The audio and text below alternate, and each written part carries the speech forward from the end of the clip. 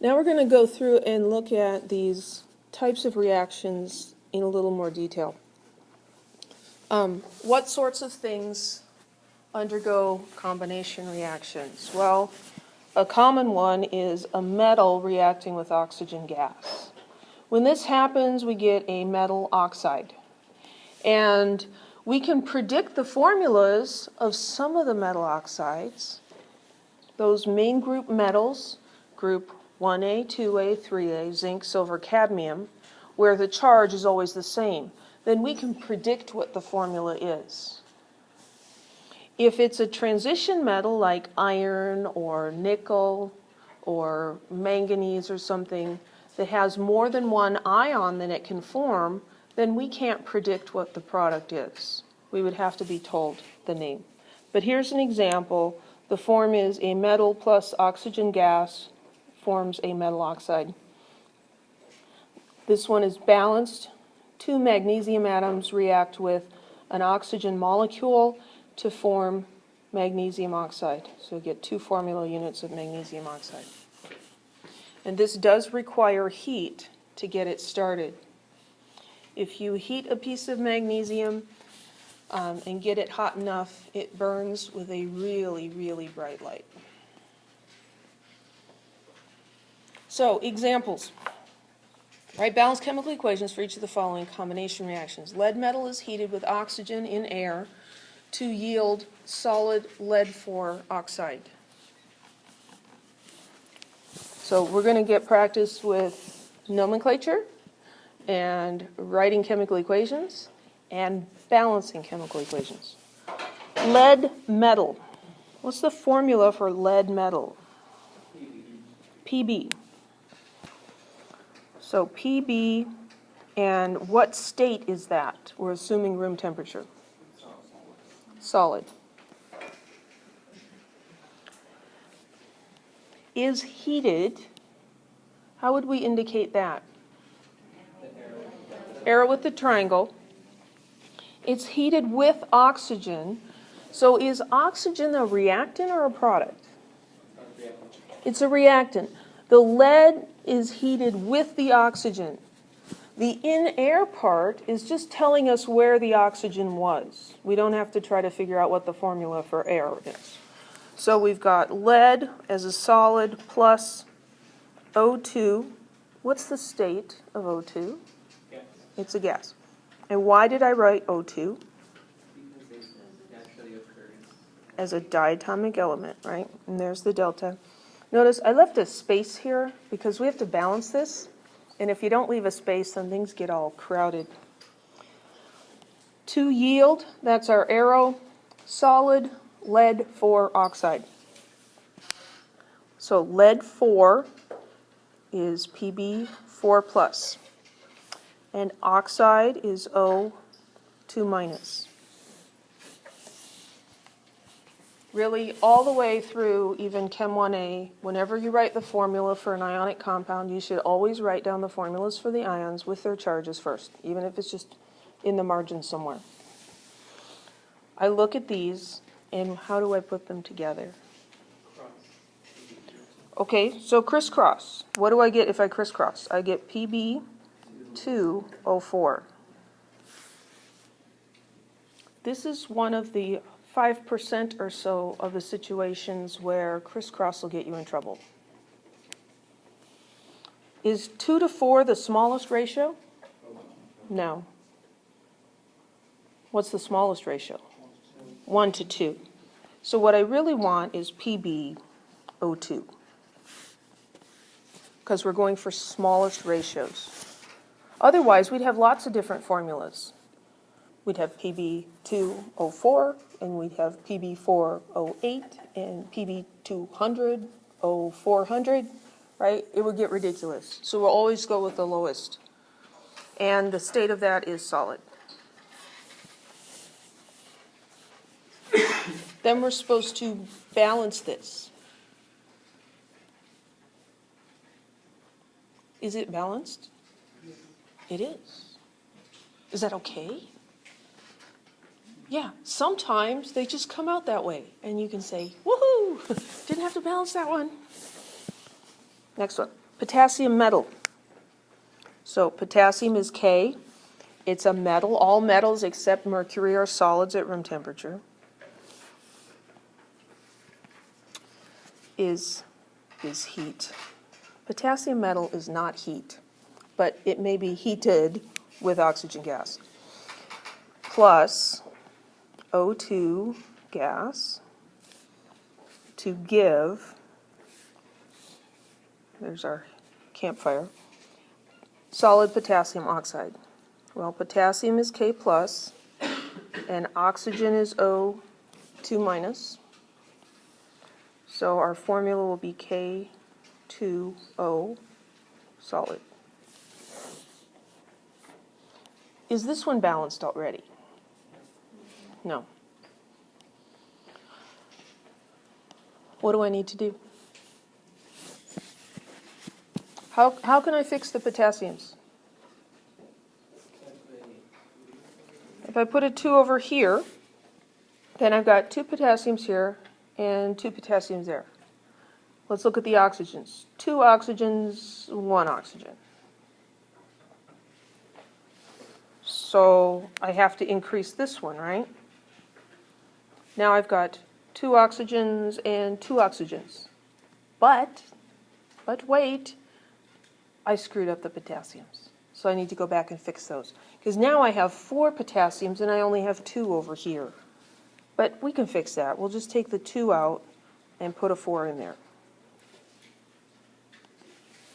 Occasionally you'll get caught in like an endless cycle where you change the potassiums and then, not in this particular example, but that changes something else and then you have to go change that and that messes up and you find yourself, that's what I call going in circles. If that happens, make sure your formulas are correct and then start with a different element. Any questions? Another type of combination reaction is a nonmetal reacting with oxygen. These give, instead of metal oxides, they give nonmetal oxides. The formula of nonmetal oxides is unpredictable. It can vary with temperature, pressure, all kinds of different stuff. The general idea is a nonmetal plus oxygen gas gives us a nonmetal oxide. Many times heat is necessary. Here's an example. Sulfur being heated with oxygen produces sulfur dioxide gas. That stuff does not smell good. Sulfur by itself doesn't smell great, but sulfur dioxide gas smells like rotten eggs. Nasty. Let's do a couple of examples. Nitrogen gas is heated with oxygen to give dinitrogen trioxide gas. Write a balanced chemical equation. What's the formula for nitrogen gas? N2. It is one of the 7 diatomic elements. Nitrogen gas, put a G there, is heated with oxygen. These are combination reactions. Heated with oxygen, O2, that's a gas. Arrow with a campfire. What's the formula for dinitrogen trioxide? N2O3. Dinitrogen, meaning 2 nitrogens, trioxide, 3 oxygens. And they tell us that that's a gas. Is this balanced? No. What element would you like to start with? Oxygen or nitrogen? Start with nitrogen? Okay. So on the left, 2 nitrogens. On the right, 2 nitrogens. That was easy. Now we have to do oxygen. 2 oxygens on the left, 3 on the right.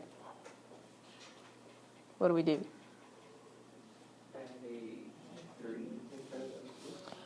If we put a 3 here, that's going to give us 6 oxygens, right?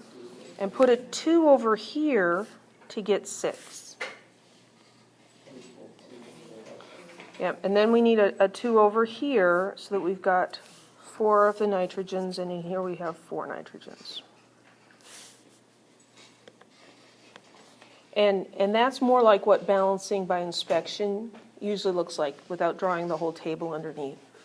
But if you're having trouble getting the right answer, draw the table. And after you do it for a while, then it'll start to make sense. Any questions about that one? Chlorine gas, heated with oxygen to give dichlorine monoxide gas. Okay, so Cl2 gas heated with oxygen gas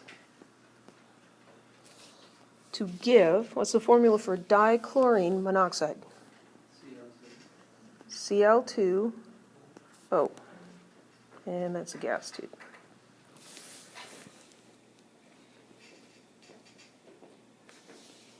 Well, two chlorines, two oxygens, one oxygen. Well, we're going to have to double this one to get two oxygens to balance the two oxygens. That messes up the chlorines. Now we've got 4, so we need to put a 2 over here. Any questions?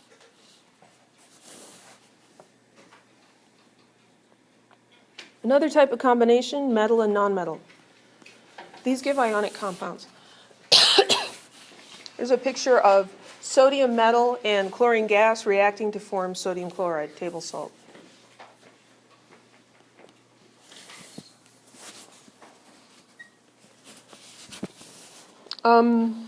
More balanced chemical equations. Calcium metal.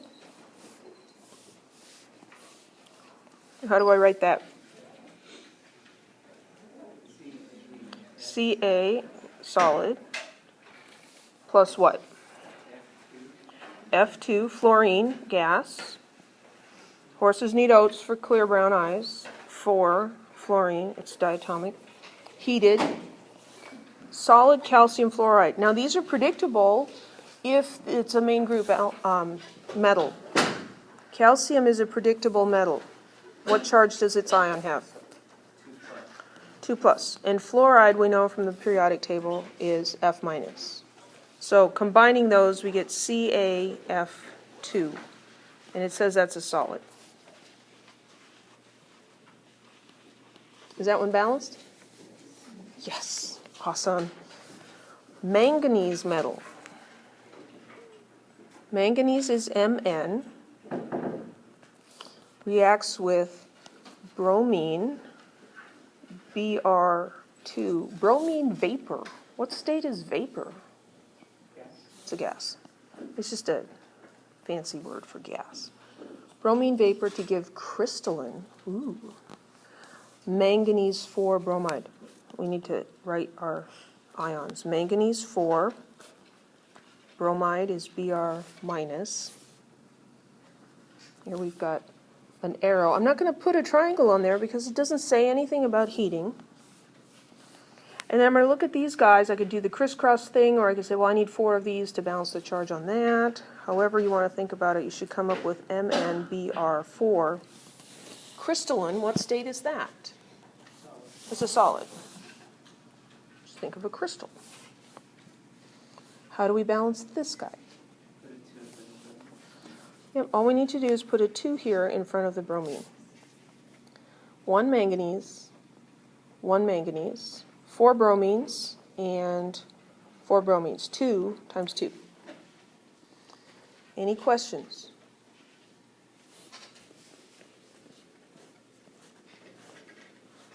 You guys are actually scaring me a little with the lack of questions. But hey, I'm not going to force the issue. I think we all want to go home, but